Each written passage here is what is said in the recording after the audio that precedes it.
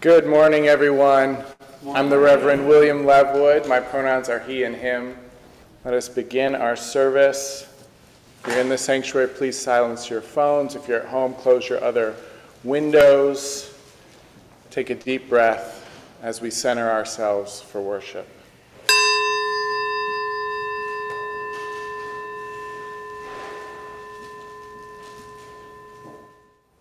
We open on this 4th of July weekend in welcome to the ancestral people of this land, acknowledging that this church, like all of Burke, rests on the unceded territory of the Manahoac tribe of the Great Sioux Nation. We seek healing and the realization of justice with the people of this land who live on in their descendants, the present-day members of the Monacan Indian Nation, the Patawomac Indian Tribe of Virginia, and the Piscataway Indian Nation. We honor the ancestors as we move toward healing so that all together shall one day know full justice. Our reading for our chalice lighting this morning is from the poet Ada Limon. It's called A New National Anthem. She says this: "The truth is, I've never cared for the national anthem. If you think about it, it's not a good song. Too high for most of us with the rocket's red glare. And then there are the bombs. Always, always there is war and bombs. Once I sang it at homecoming and threw even the tenacious high school band off key. But the song didn't mean anything. Just a call to the feel, something to get through before the pummeling of youth. And what of the stanzas we never sing? The third that mentions, no refuge could save the hireling and the slave. Perhaps the truth is, every song of this country has an unsung third stanza.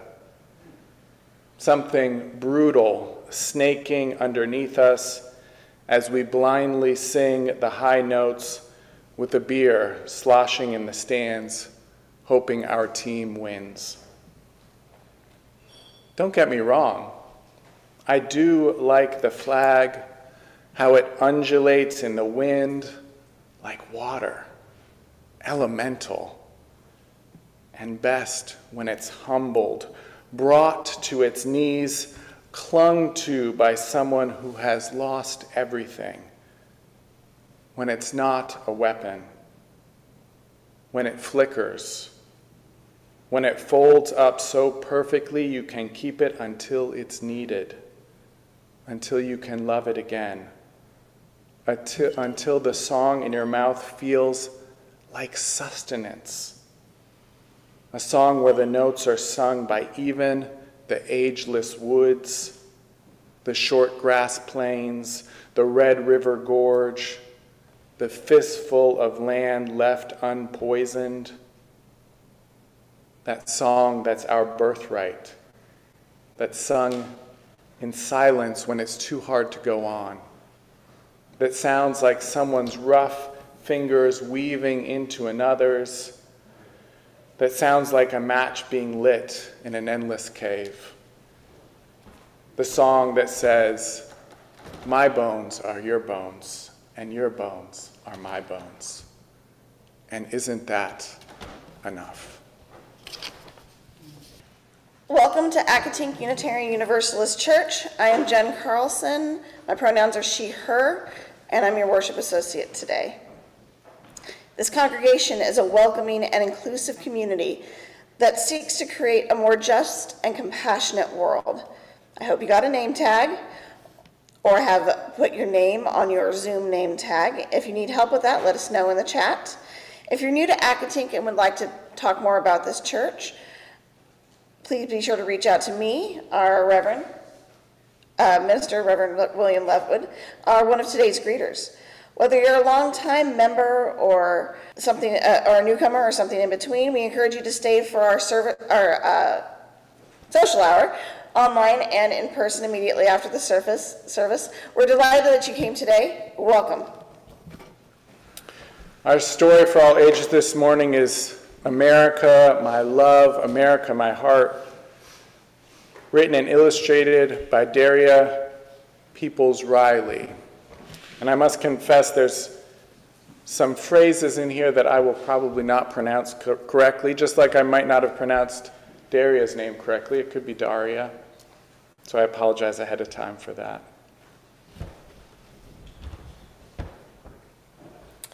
America the brave, America the bold, America to have, America to hold, America, my country, do you love me?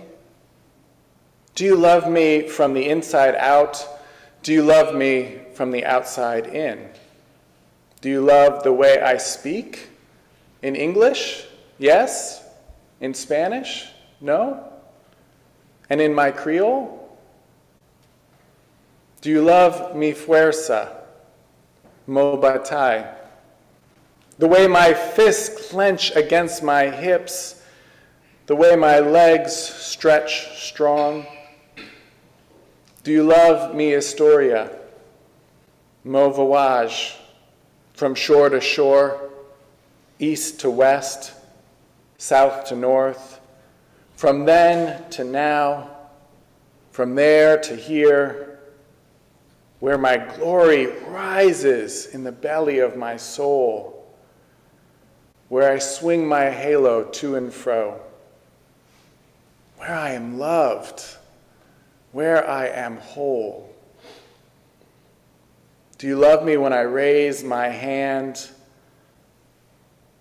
my head, my voice, when I whisper, when I shout? Do you love me when I stand in, stand up, stand out? Do you love my yes? Do you love my no? When I shrug my shoulders, no sé, mo pacone, I don't know. How long will it be? How long will it take? How long must I wait for you to love me? From sea to shining sea, America, mi amor, America, moque. Do you love my black? Do you love my brown? Do you love my throne? Do you love my crown? Do you love my brave? Do you love my bold? Am I to have? Am I to hold? America, land of the free, America, 'tis of thee. America, I am you. America, you are me. Our reading today is an excerpt from a book by Hanif Abdurraqib. When Marvin Gaye sang the national anthem at the 1983 NBA All-Star Game, he knew he was going to die soon.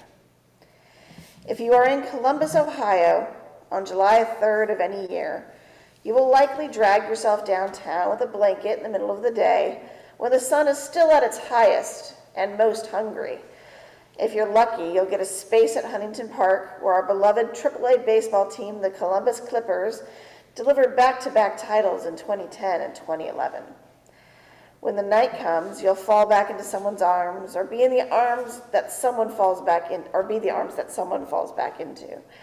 And you'll roll your eyes when Born in the USA plays, while fireworks fly screaming into the sky, tucking all its darkness into their pockets. There are days when the places we're from turn into every other place in America. I still go to watch fireworks, or I still go to watch the brief burst of brightness glow on the faces of black children. Some of them have made it downtown, miles away from the forgotten corners of the city that they've been pushed to. Some of them smiling and pointing upwards, still too young to know of America's hunt for their flesh, how it wears the blood of their ancestors on its teeth. This is how Hanif Abdurraqib begins his collection of essays published in 2017. I love Hanif Abdurraqib, by the way. That magic trick that was the metaphor back when we talked about voting rights in January, that's from Hanif Abdurraqib from a different book. This collection of essays is titled, "They Can't Kill Us Until They Kill Us." The illustration on the cover is of a human wearing an Adidas jacket and a gold chain, but with a wolf head that's staring directly at the camera. It feels a little bit like a sports mascot, though the seriousness of the stare and the humanity in the eyes, can I say that about wolf eyes? The humanity in the eyes is tender, vulnerable, maybe even kind, or perhaps just shy in the way that a child's eyes can be shy. For a very long time, I didn't understand. I didn't understand the title. I didn't understand that image on the cover. I read the book, this book of essays, from cover to cover twice, and I still didn't understand. It's a disconcerting book to have in one's house with that title, with that image on the cover. My then 8-year-old looked at it at one point and she asked me what it meant. The title, the image on the cover, and I didn't know what to say. "I don't know," I said. "What do you think?" "I don't know either," she said. But months later, in the midst of a completely different conversation, she said, "I think I know what that title means. You know the one, Dad, of that book, They Can't Kill Us Until They Kill Us?" And it was a startling moment. And I remember that she shared a startling insight. And I remember thinking, wow, she's right. And also a moment later, I couldn't remember what she said, so I can't share it with you now. And later on, I had my own insight about the title, or maybe it was her insight repeating in my mind. I'm not sure, because I can't remember what she said, and now I can't remember my own insight anymore. Not exactly. I think it was probably something about realizing that the title is about living fully as long as we are lucky enough to be alive. Because they are coming to kill us. We know that. But they haven't done it yet. It occurs to me that my inability to remember shows that I have a kind of amnesia, a very specific kind of amnesia about Black death and the causes of Black death in this country, in America. And Hanif Abdurraqib is Black. He's a Black man in America, a Black American. Remember, that book of essays published in 2017 is called They Can't Kill Us Until They Kill Us, and on the cover is an image of a person in hip-hop garb, the kind that was popular in the late 1980s and early 1990s, a time when both Hanif Abdurraqib and myself, who are roughly the same age, were coming of age in this nation, coming of age in the United States of America. The image is clearly of a person in hip-hop garb, but the head on the person is the head of a wolf. And it took me even longer to understand that image than the title, and I'm not sure that I understand it, but I think maybe it's about super predators. Do you remember that that's what Black youth were called when Bill Clinton was president, back in the late 80s and early 90s, when both Hanif Abdurraqib and I were coming of age? And right above the wolf's head, it's written, "They can't kill us until they kill us." So that wolf, the super predator, isn't hunting, you see, it's what's being hunted. The wolf needs to be killed preemptively because it's coming for you and yours, lurking in the night to steal your sheep or your child or your own life. It's a super predator. Or maybe we're the super predator. Now, the book, They Can't Kill Us Until They Kill Us, is a collection of essays that only seem loosely connected to each other. Maybe about half the essays are about music, including the first 16 of 39, or at least feature music as a vehicle for expressing what they are actually about. It could even be more than half. I'm just judging by a glance at the titles on the title page. Maybe they're all about music. Maybe none of them are. It's kind of hard to say what the collective theme is about. It seems clear that on some level they're just essays that were written during a certain period of time, that they're not particularly connected to an overarching theme. Except that I know that Hanif Abdurraqib, who you remember I love as a writer, is a better artist than that. Except that there are 6 mini essays spread throughout the book. The first one you heard as our reading, each one amusing about Marvin Gaye and his singing of the national anthem at the 1983 NBA All-Star Game, roughly a year before his death.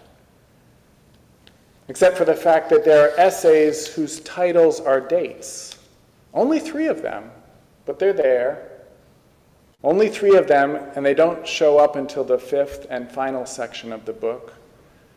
And 2 of the 3, the second 2, don't mention music at all. February 26, 2013, August 9, 2014, November 22, 2014. Anybody recognize those dates? February 26, 2013 is the day of Trayvon Martin's death. August 9, 2014 was the day of my 5th wedding anniversary, but also the day of Michael Brown's death. And November 22nd, 2014 was a few days before his killer was acquitted. In the essay, the first one, February 26, 2013, that opens that last section, Hanif Abdurraqib relates how he skipped watching the NBA All-Star Game that year. The same game that Marvin Gaye sang the national anthem at in 1983. And he skipped that game, though he loves watching it, to drive across a couple state lines to go to a hip-hop concert with a girl that he liked. And then in the second to last essay of the entire book,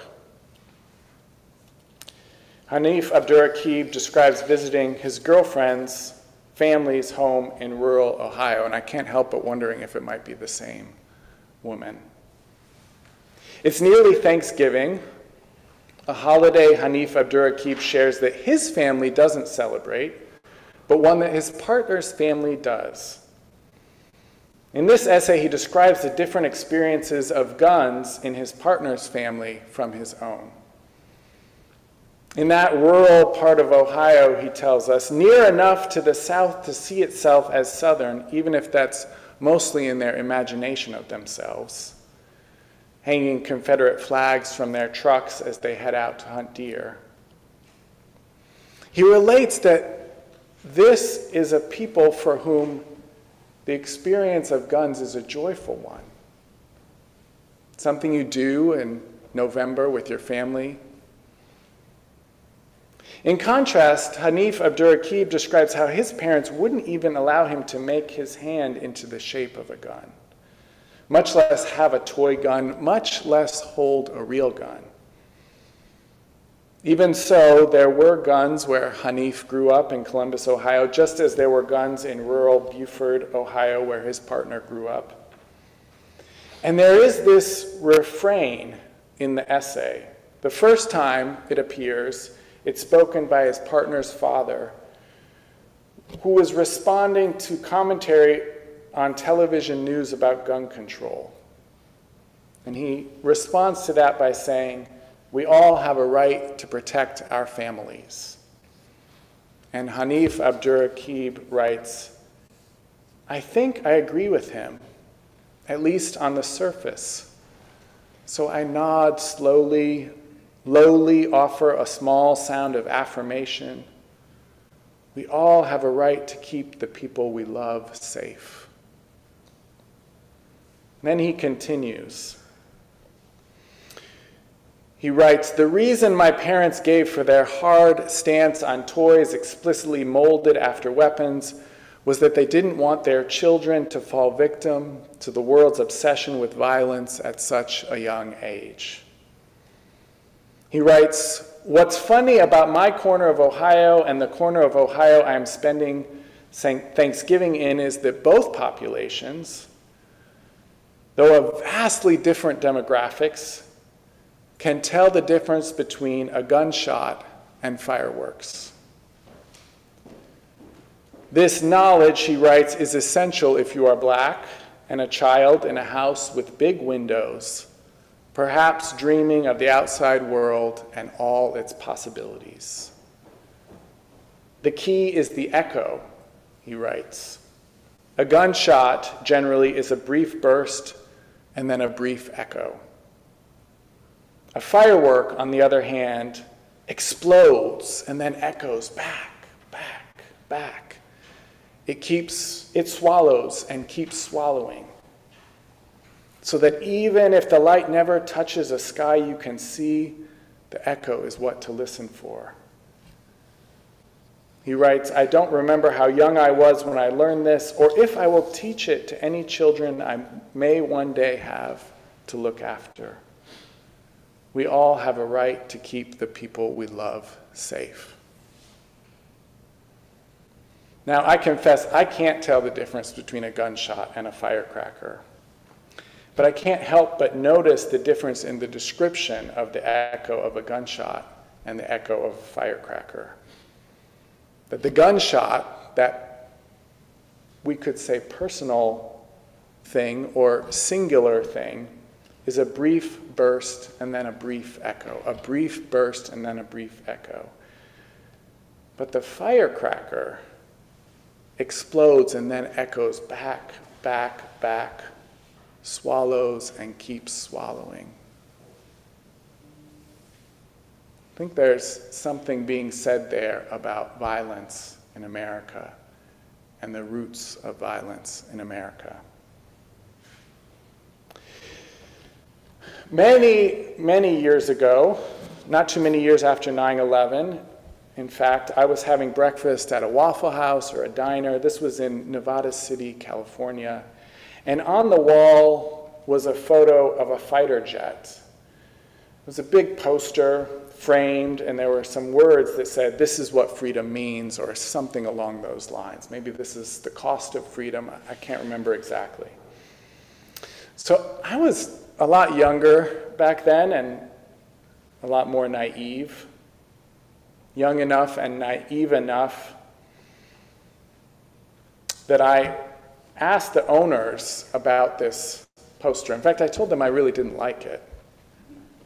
And they, of course, disagreed. They didn't care that I didn't like it. It's not like I was a regular there.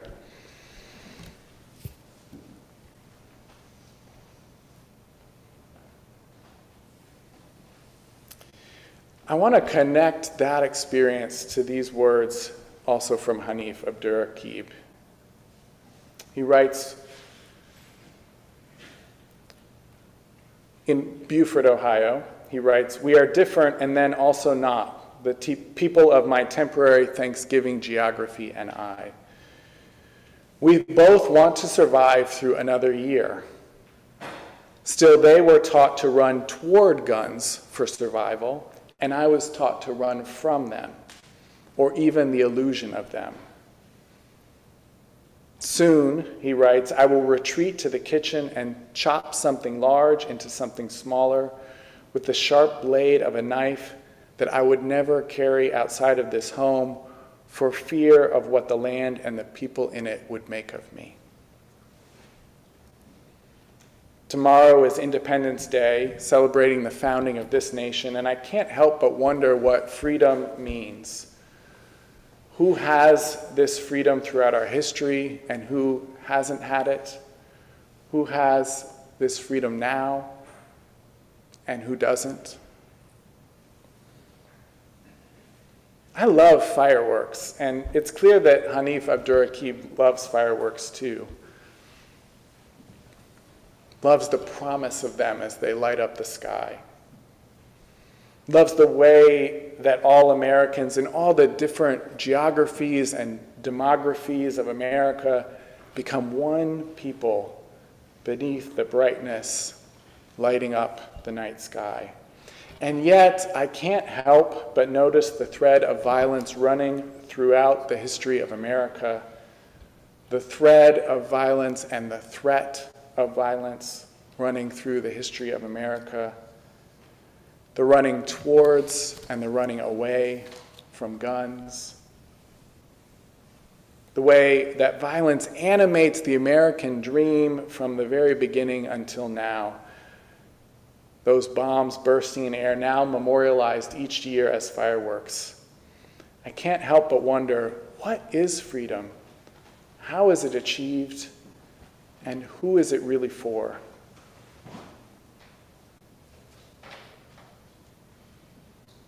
It occurs to me in this moment that these constitutional originalists are trying to get us back to an America none of us would want to live in.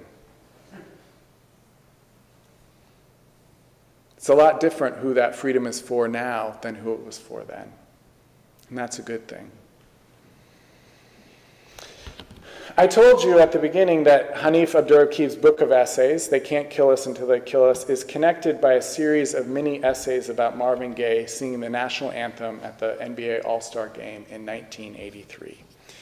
In the second and third sections of that essay that's interspersed throughout the book, he writes about Marvin Gaye's 1970 album, What's Going On? Isn't that a question we're all asking right now? Here's some lyrics from the song. You know, we've got to find a way to bring some love in here today. War is not the answer, for only love can conquer hate. For only love can conquer hate. Martin Luther King Jr. said that. He was quoting the Dhammapada, the Buddhist scripture.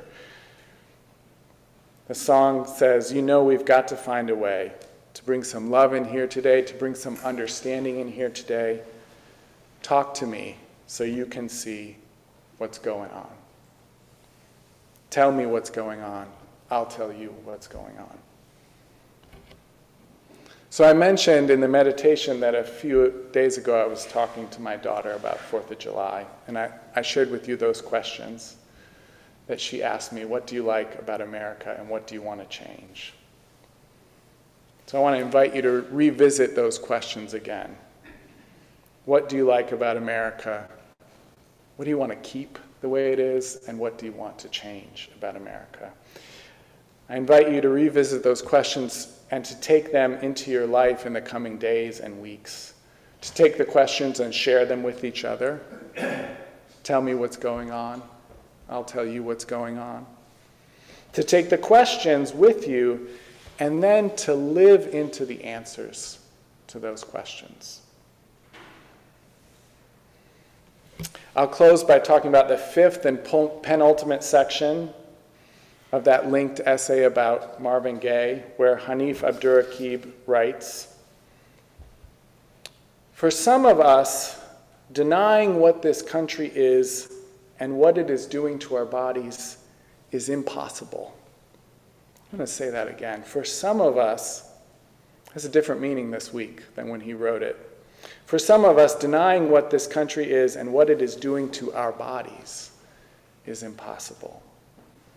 We are perhaps at that crossroads that Marvin Gaye was at in 1970, with the answers as clear as they've ever been, yet we're still pushing to ask questions, trying to push our shoulders against one of the millions of doors America built to keep us out.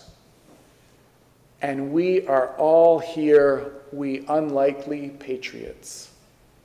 All of us pushed to the margins, trying to fight for ourselves and one another all at once, celebrating while still fighting, which is perhaps what represents the ethos of this country more than anything else.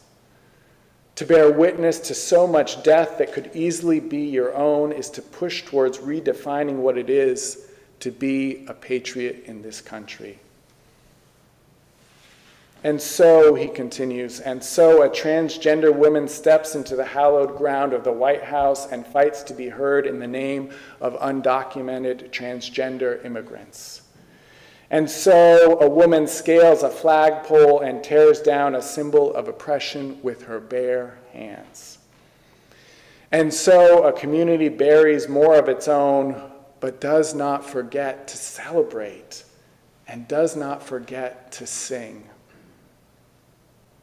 These are the people who I will remember when I look up to the sky this year.